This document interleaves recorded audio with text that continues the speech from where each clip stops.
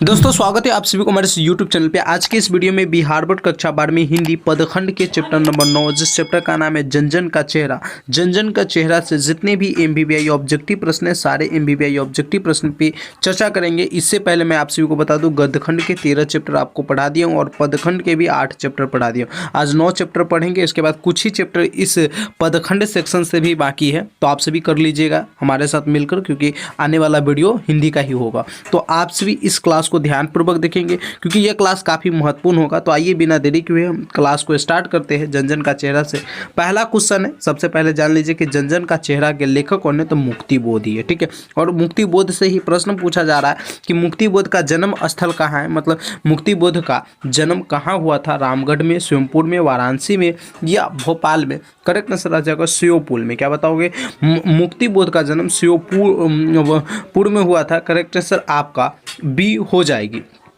दूसरा नवा प्रश्न देखिए, दूसरा नवा प्रश्न कह रहा है कि हिंदी साहित्य में गजानन माधव मुक्तिबोध, इनका मुक्तिबोध का पूरा नाम याद रखना, गजानन माधव मुक्तिबोध है। ठीक है, तो मुक्तिबोध का उदय कैसे कवि के रूप में हुआ है, मतलब हिंदी साहित्य में गजानन मुक्ति माधव बोध को किस प्रकार के कवि के रूप में देखा जाता है, और प्रयोगवादी कवि के रूप में, प्रगतिवादी या प्रबंधवादी या छायावादी के रूप में। तो आपके करेक्ट आंसर हो जाएगा ए, प्रयोगवादी रूप में देखा जाता है। यदि आप सभी इस चैप्टर को नहीं पढ़े तो इस क्लास को देखने के बाद एक बार जाकर अपने बुक में चैप्टर को पढ़ लेना, पूरा डाउट क्लियर हो जाएगा। वैसे अच्छे स्टूडेंट का काम होता है सबसे पहले क्वेश्चन को अच्छे से पढ़ लेना, फिर बुक को पढ़ना। तो आप हमारे साथ क्वेश्चन आंसर को कर लीजिए, उसके बाद एक बार बुक को पढ़ ही लीजिएगा। ठीक है, अरे काठ का सपना किसके द्वारा लिखी गई है, काठ का सपना किसके द्वारा लिखी गई है, गजानन माधव मुक्तिबोध, रघुवीर साय, ज्ञानेंद्रपति, विनोद कुमार शुक्ल।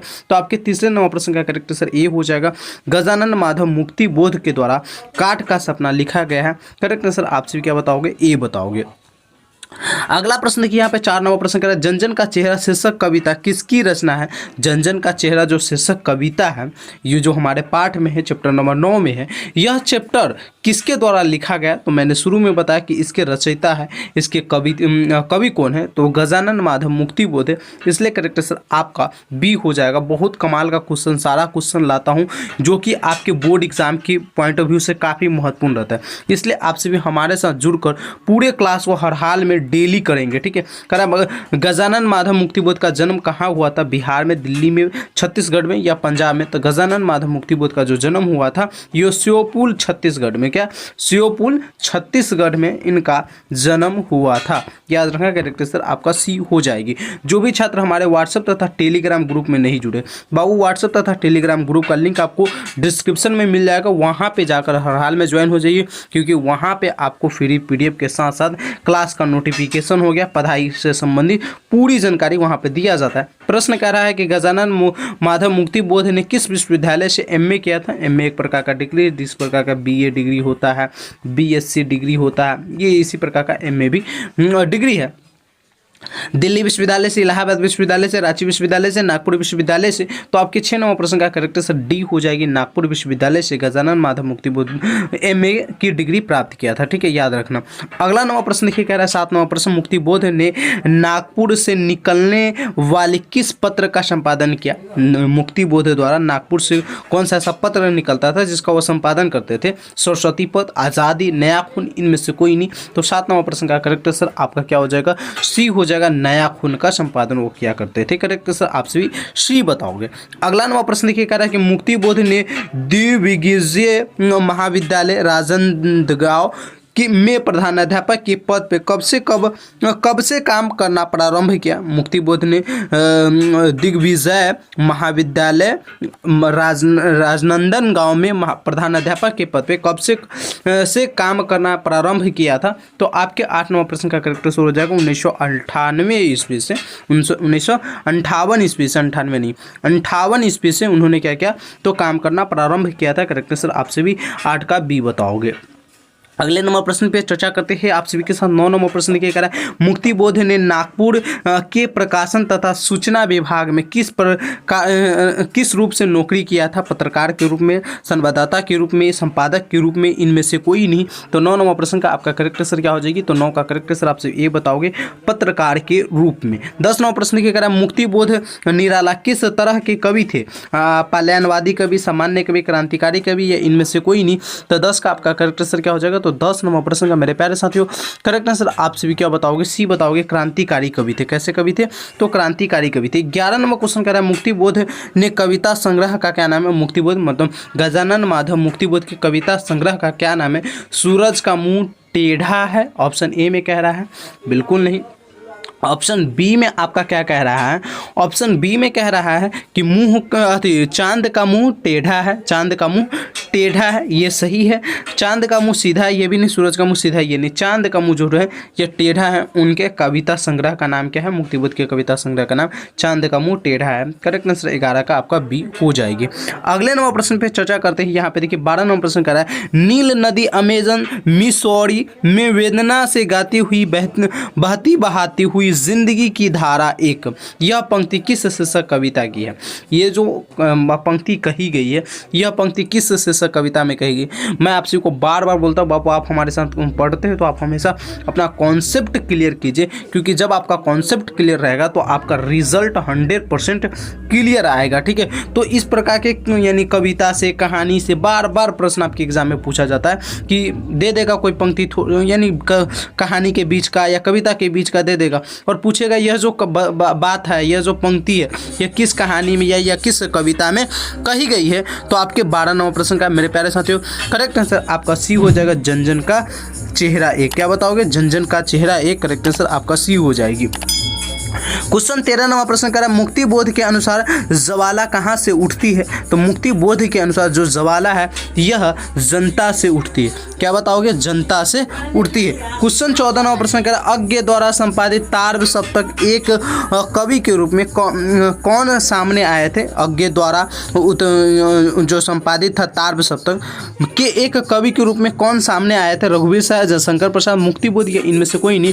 तो 14 का करेक्ट आंसर हो जाएगा मुक्तिबोध, गजानन माधव मुक्तिबोध। क्वेश्चन 15 नंबर प्रश्न कह रहा है कि गजानन माधव मुक्तिबोध अपने रचनात्मक जीवन में किन दो प्रधान वैश्विक विचारधाराओं की संसर्ग में आए थे। अस्तित्ववाद एवं मार्क्सवाद या क्षणवाद तथा छायावाद, प्रयोगवाद एवं प्रभाववादी या प्रगतिवाद एवं व्यक्तिवादी। तो आपके करेक्ट आंसर 15 का क्या हो जाएगा, ए हो जाएगा, अस्तित्ववाद एवं मार्क्सवाद के विचारधाराओं के संसर्ग में आए हुए थे। करेक्ट आंसर आपका ए हो जाएगा। क्वेश्चन है यहाँ पे 16 नंबर प्रश्न कह रहा है कि इन्होंने प्राय लंबी कविता ही लिखी है, यानी कौन से ऐसे कवि है जो ज़्यादातर लंबा ही कविता लिखे। कुछ कविता जो होते हैं छोटा सा कविता होते हैं, कुछ होते जो बहुत बड़ा कविता होता है जिसे हमें याद करने में भी कठिन होता है, लेकिन बड़ा कविता में बहुत चीज़ बताया जाता है। कविता एक ऐसा चीज़ होता है यार, इसको पढ़ने से हम जीवन की पहलू को, हर एक पहलू को समझ सकते हैं। ठीक है, तो 16 नंबर प्रश्न का करेक्ट आंसर आपका ये हो जाएगा, गजानन माधव मुक्तिबोध द्वारा जितने भी कविता लगभग लिखे गए हैं वह सारे क्या है, तो लंबी कविता है। क्वेश्चन कर रहा है कौन सी रचना मुक्तिबोध की है। कौन सी रचना मुक्तिबोध की, सूरसागर या विनय पत्रिका या कमायनी, एक पूर्ण विचार या मुकुल, निम्नलिखित में से कौन सी ऐसी रचना है जो मुक्तिबोध द्वारा रचित है। तो आपका करेक्ट हो जाएगा यहाँ पे मुकुल जो है ये मुक्तिबोध, गजानन माधव मुक्तिबोध के द्वारा रचित है। क्वेश्चन 18 नंबर प्रश्न कर एक साहित्य की शायरी किसकी रचना है। अज्ञे का, निराला का, मुक्तिबोध का या रघुवीर सहाय का। तो 18 नंबर प्रश्न का करेक्ट आंसर आपका सी हो जाएगा, मुक्तिबोध का। क्वेश्चन है यहाँ पे 19 नंबर प्रश्न। 19 नंबर प्रश्न कह रहा है कि मुक्तिबोध के पिता का क्या नाम था। मुक्तिबोध के पिता का क्या नाम था। ऑप्शन ए कह रहा है ऋतुराज मुक्तिबोध, सुंदर राज मुक्तिबोध, माधव मुक्तिबोध, गजराज मुक्तिबोध। तो आपके 19 नंबर प्रश्न का करेक्ट आंसर हो जाएगा माधव राज मुक्तिबोध। गजानन माधव मुक्तिबोध के पिताजी का नाम था। जो भी छात्र नहीं जुड़े व्हाट्सएप ग्रुप में बाबू जुड़ जाइएगा हर हाल में। ठीक है, यहाँ पे देखिए कह रहा है कि कौन सी रचना मुक्तिबोध की है। दिव्य ज्ञान, मुझे चांद चाहिए, भोर का तारा, चांद का मुंह टेढ़ा है। तो करेक्ट आंसर क्या हो जाएगा आपका, चांद का मुंह टेढ़ा है। करेक्ट आंसर आपका डी हो जाएगी। आप लोग प्लीज़ वीडियो को लाइक कर दीजिए। जो भी छात्र चैनल को सब्सक्राइब नहीं किए एक बार चैनल को हर हाल में सब्सक्राइब कर लीजिए। प्रश्न कह रहा है कौन सी रचना मुक्तिबोध की नहीं है। नई कविता का, आत्मसंघर्ष, बिहारी, पूर्ण मूल्यांकन या इनमें से कोई नहीं। तो 21 नंबर प्रश्न का करेक्ट आंसर क्या बताओगे, बी बताओगे, बिहारी पूर्ण मूल्यांकन जो है यह क्या कहते हैं मुक्तिबोध के द्वारा रचित नहीं है। नई कविता का आत्मसंघर्ष भी है, कमायनी एक पूर्ण विचार भी है, भूरी भूरी खाक धूल ये भी है। 22 नंबर प्रश्न देखिए, टोटल इस चैप्टर से 30 क्वेश्चन ही है, तो इसलिए आप लोग वीडियो को पूरा देख लीजिए, ठीक है। प्रश्न कह रहा है आपका मुक्तिबोध किस सप्तक के कवि थे, यानी किस सप्तक के कवि, तार सप्तक के, दूसरा सप्तक के, तीसरा का या चौथा का। तो करेक्ट आंसर आपका क्या हो जाएगा, ए हो जाएगा, तार्व सप्तक। 22 का करेक्ट आंसर क्या बताओगे, ए बताओगे। तार्व सप्तक के संपादक कौन थे, तो मुक्तिबोध थे। क्वेश्चन 23 नंबर प्रश्न, गजानन माधव मुक्तिबोध का जन्म कब हुआ था। गजानन माधव मुक्तिबोध का जन्म कब हुआ था, तो 13 नवंबर 1917 ईस्वी को गजानन माधव मुक्तिबोध का जन्म हुआ था। क्वेश्चन अगला क्वेश्चन 24 नंबर प्रश्न कह रहा है मुक्तिबोध की माँ का क्या नाम था। मुक्तिबोध की माँ का क्या नाम था, तो मुक्तिबोध के माँ का नाम पूछे तो आप क्या बताओगे, तो करेक्ट सर आप बताना पार्वती बाई इनके माँ का नाम था। पिता का नाम मैंने आपको बताया था कि माधवराज मुक्तिबोध इनके पिताजी का नाम था, माँ का नाम पार्वती बाई थी, ठीक है। करेक्ट सर आपका बी हो जाएगी। क्वेश्चन है आपके लिए यहाँ पे 25 नंबर प्रश्न, मुक्तिबोध ने किसका संपादन किया। आज़ादी का, नया खून का, कर्मवीर का, सरस्वती का। तो नया खून का संपादन ये किया करते थे। करेक्ट आंसर आपका क्या हो जाएगा, 25 का बी, क्योंकि अभी जस्ट हम इससे पहले वाले क्वेश्चन में पढ़ रहे थे। तो आपकी 25 नंबर प्रश्न का बी करेक्ट आंसर हो जाएगी। अगले नंबर प्रश्न पे चर्चा करते हैं। प्रश्न कह रहा है कि कौन सी कृति मुक्तिबोध की है, कौन सी कृति है जो मुक्तिबोध की। चांद का मुंह टेढ़ा है, रास्ता इधर से है, खंडिता द्रौपदी, तो चांद का मुंह टेढ़ा है। 26 का करेक्ट सर आपका कौन सी कृति है जो मुक्तिबोध की है, तो ये तो यहाँ पर चांद का मुंह टेढ़ा है, ये भी हो, हाँ ये ठीक है। चलो अगले प्रश्न पे चर्चा करते हैं। द्रौपदी भी दिया है यहाँ पे, देख लेना भाई, द्रौपदी भी हो सकता है क्या, देख लेना एक बार, ठीक है। मुक्ति पूछ दिया है ना, हाँ ठीक है। अगला नंबर प्रश्न देखो कर रहा है जनजन का चेहरा के रचनाकार कौन है। तो जनजन का चेहरा के रचनाकार कौन हो जाएंगे, तो गजानन माधव मुक्तिबोध हो जाएंगे। अगला प्रश्न देखिए, प्रश्न कह रहा है कि मुक्तिबोध की कविता है, मुक्तिबोध की कविता कौन है, तो जनजन का चेहरा एक। क्या बताओगे, जनजन का चेहरा एक।